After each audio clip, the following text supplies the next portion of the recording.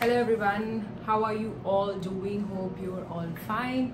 I am Hemali. Welcome back to my channel, and today, as you read the title, I am going to start with something I have not done on my channel so far, but it was very much pending.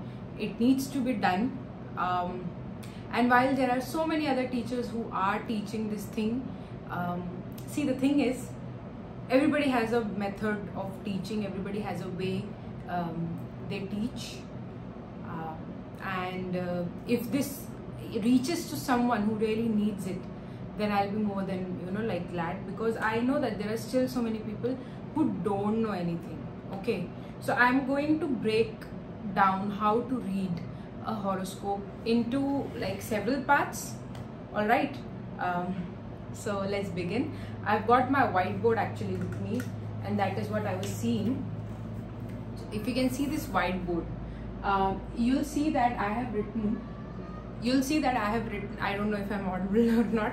So you'll see that I have written Rahu Ketu, okay, with green color markers, and the reason is that they are, Rahu is the head of the body and Ketu is the tail. Okay, I'm going to explain this particular reading of horoscope in a very different way. I'm telling you from others.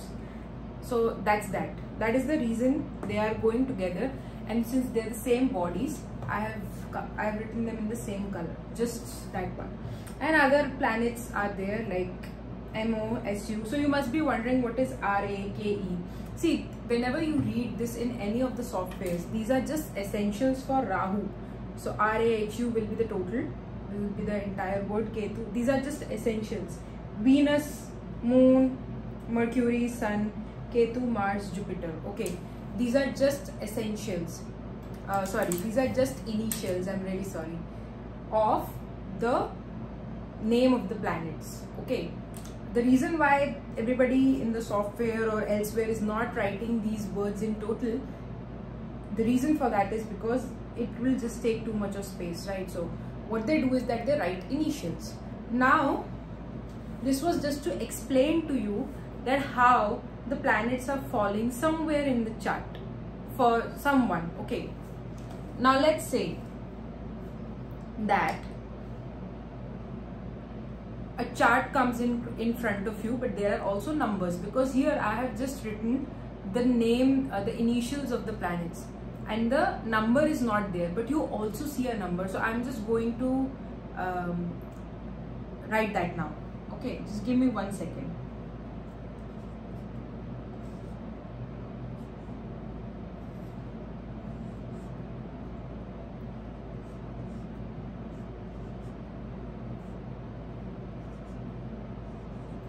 Okay, I'm done writing names, and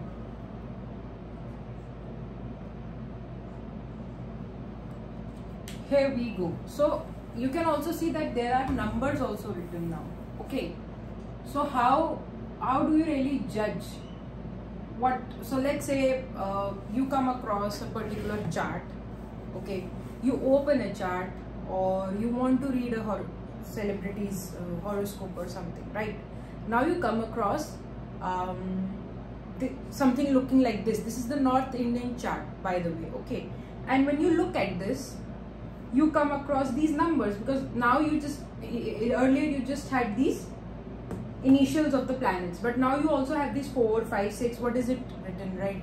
You must be confused. So whenever the first thing to understand is this, that these numbers are essentially zodiac numbers. Okay, because each zodiac in a particular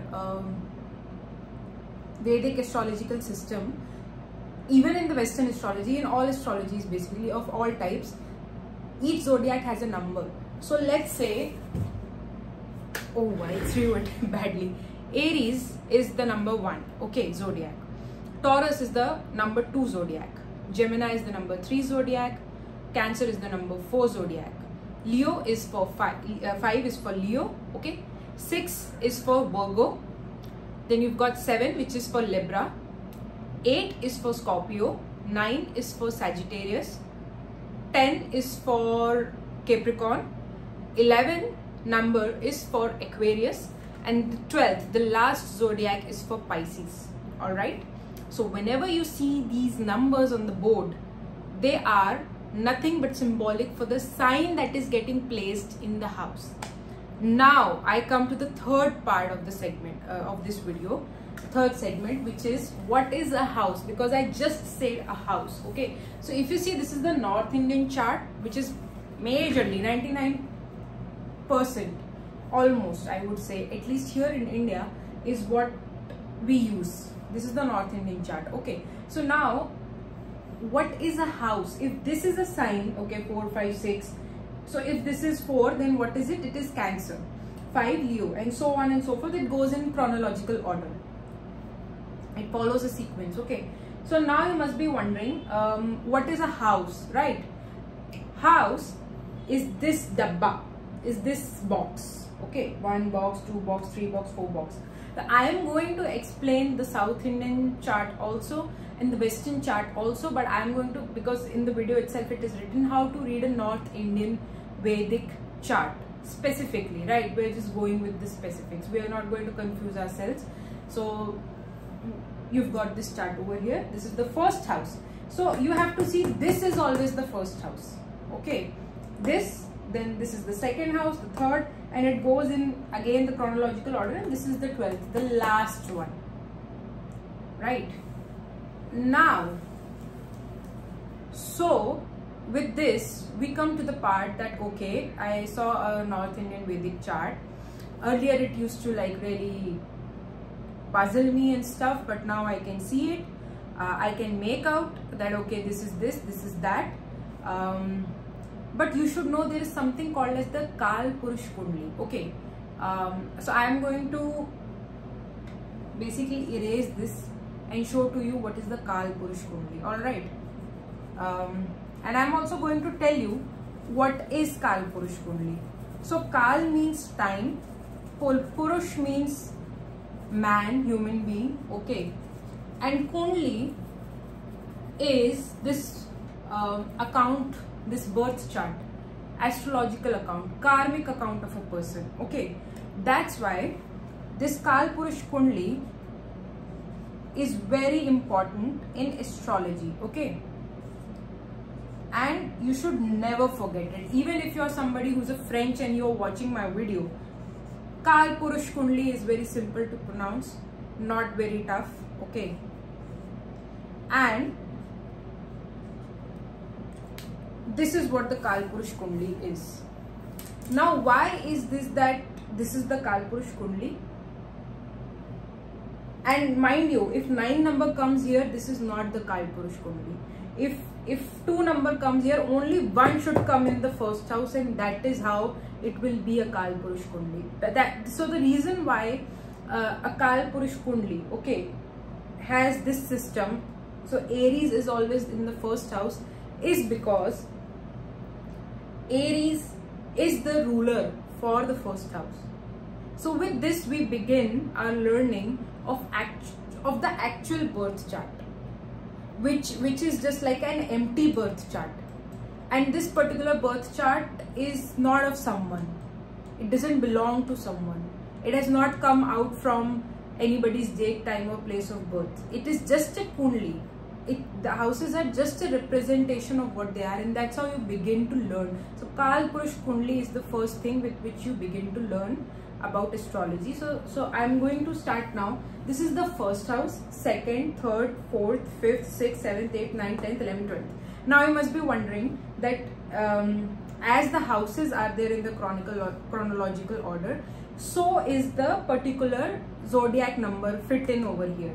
Yes, because originally earlier what you saw in anybody's chart or even in your chart, what you will see is that the first number belongs to, the first house belongs to, maybe earlier, let's say it was somebody's Kundli, it was written 4. So somebody can have a Cancer ascendant, okay, a Cancer rising sign. So the first house is also called the ascendant or the rising sign, ascendant sign or the rising sign. So somebody can have a Sagittarius ascendant, 9. Somebody can have a Capricorn ascendant, 10. Like in the previous Kundli I showed, the example one, it had Cancer ascendant. But the Kal Purush Kundli always has Aries as the ascendant, because the first house essentially belongs to the sign Mars. Now Mars has, as a planet, okay, has 2 signs. So Mars is a ruler of 2 particular signs. One is Scorpio and the other is Aries. All right, but the thing is the number 1. So 8 is Mars is ruler of 8 also and this also. But when we look at the Kalpurush Kundli, it always starts with Aries. All right, and the zodiac system also starts with Aries. So when you learn the Kalpurush Kundli, you begin to learn about the zodiac signs, which is very cool. You also begin to learn about the houses, which is again a double bonus. It's cool, right? Now that you know how to read a basic birth chart, you know, like you know how to identify even the Kalpurush Kundli. You can identify now. So with this, you have basically completed successfully the first step of how to read this Kundli. And by the way, it is something that I should have shared in the beginning, but I am sharing it now. We all make boo-boos, we all make mistakes, okay? So I am actually making this as a playlist, which is learning basics, learning ABCD of astrology, right? So you can check this playlist out, and you are learning this for free. So congratulations, you're not paying a single money for this, but yes, you are investing your time. Catch me soon in the next video, where you learn furthermore about what is the significance of each house, which you should know. So see you soon, catch you in that video.